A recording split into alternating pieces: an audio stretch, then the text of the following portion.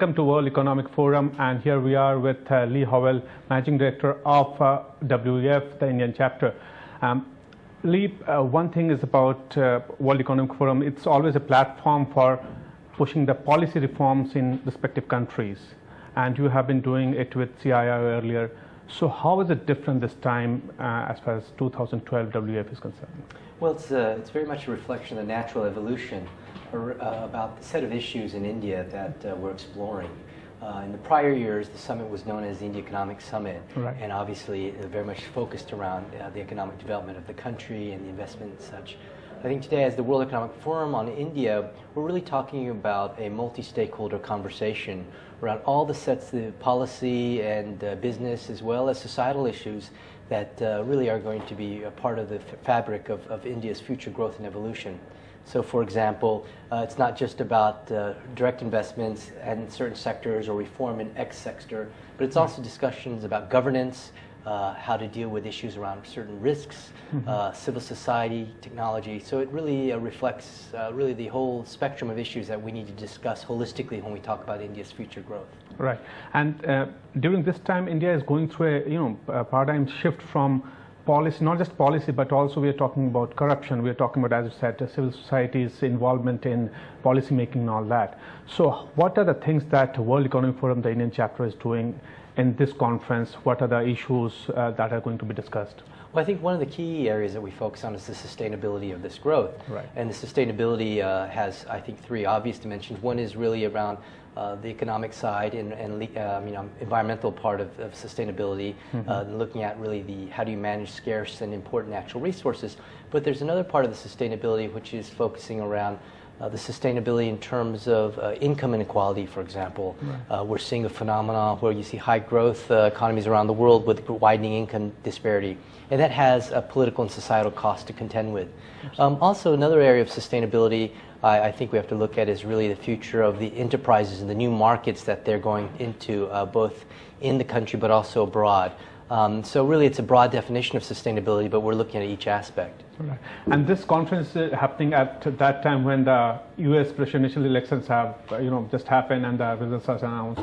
So how will that translate, as in President Obama winning the second term, how will that translate into for the world economy and also particularly for India?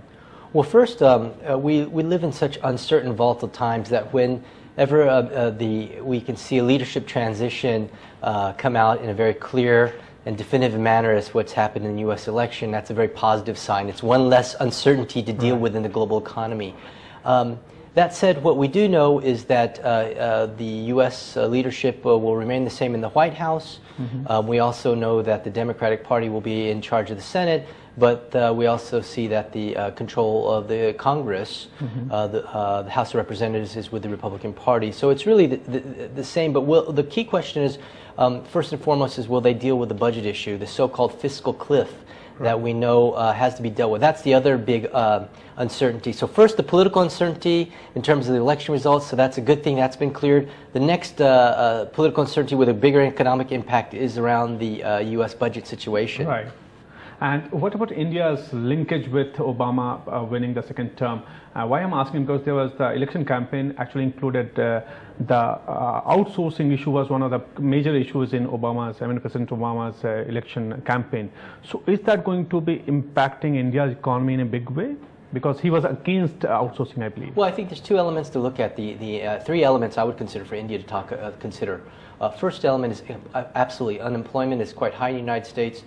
How they address that, and it's really in the U.S. case, I think what we're seeing is there is employment, but there really is a mismatch between the skill sets. Right. And I think we have to be, in terms of analyzing that issue, be very aware that India actually plays a positive role with addressing the skills gap in the United States. Point one. Point two is the banking sector, which is a very big part of the economy in the sense that many of the services and the IT services that support it, it's still working its way through in the United States. So we see health in that. That'll be positive in India. The third area, though, is I think it's a bit more geopolitical. It's around what's going to happen on the energy frontier, and particularly the U.S. policy in the region, more importantly, the open question around Iran. Those things really will impact India's growth because of their direct impact on the energy security of the country. Security. And when we're talking about energy security, how is that kind of going to impact not just the oil pricing, but also the gas, gas is becoming more and more relevant in India's energy mix. So how is that going to impact India's energy security? Well, what's interesting is that in the United States, they have with the shale gas phenomena, they're actually getting the cheapest and most accessible natural gas in the world. Right. And that is actually may bring back some of the manufacturing that was seen to be going abroad, in particular in China or Southeast Asia or even to South Asia and India. That dynamic may now change because the enterprise is so low. At the same time, parts of the world are still paying quite higher prices of not only just in crude but of natural gas in India's case. So the U.S. gets shale gas about at fourth of the cost of what India pays for its natural gas here. Right. So it's a big difference, and we don't know how that's going to play out. So it's something to watch carefully, over time to see how that manufacturing boom that people are talking about is going to happen in the U.S. But how will that impact for future investment into India? Right. And when we talk about India, is India's economy really decoupled with the world economy, and can it identify on its own that yes, we can grow separately as far as the economy is concerned? And when we're talking about a growth rate of 9-10% in coming years, is that possible really? Well, in theory, yes, because the significant part of the Indian growth is domestic consumption. Right. But that said, we've just talked about energy markets, financial markets. They're interlinked, so you really can't decouple. I think the bigger issue is there's never been the great rebalancing that people predicted after the financial crisis. That is, the West would spend less and save more, and the East would, basically spend more and save less. That hasn't happened, so it's still a bit the same model. Right. And so I think the premise starts from there. If they didn't rebalance at that point, what's going to be driving it going forward? I really don't see that happening. What were the key points or key topics that you will be taking from India Economic Forum to World Economic Forum in Davos? I mean, what are the issues that you will be kind of carrying forward from here? Well, I think they're threefold. One, I do think we're very keen to understand particularly what's happening in India vis-a-vis just core basic issues around energy security, food security, water security. Very fundamental, and because of the size and the importance of the markets in India on those areas, I think we need to understand what is happening there. That's just one piece. But the other piece, of course, is I'm very excited about what are the real opportunities. I mean, the story around the rest of the world is it's austerity, there's no growth. But in India, there's still growth. So there's exciting things happening here. Where is it happening? Who's making it happen?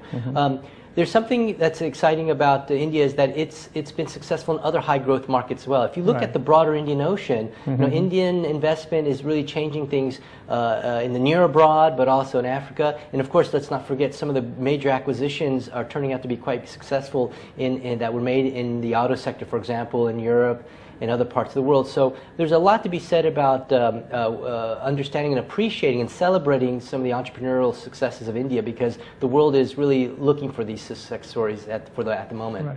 So what are the challenges India can actually deal with, and it can cut out all those challenges and can go ahead in its growth story?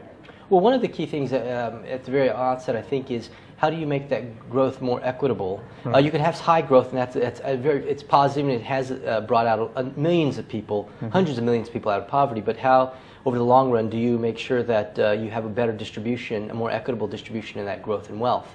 I think that's something that's very important, because at the key will be a growing middle class. In other parts of the world, the middle class is under in a way assault and shrinking in the industrialized world, but we've been told it's growing, and it's really the key to any successful economy is the middle class. So I think the cultivating and fostering and growing that middle class is a very important part of not just India's growth, but the future global growth, because if that rebalancing does happen, a big driver of future global growth will be the middle class in India. So it's middle class which will be driving the growth, and also India can't decouple itself with the world economy because of the energy supplies. Thank you so much for talking with us. Thank you, Raj.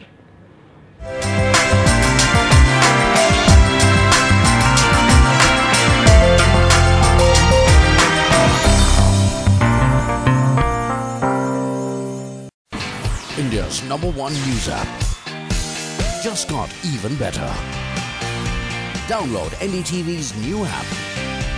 Fully optimized for retina display, full screen view, faster response time, and Sudoku.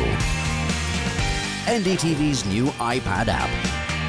Download now.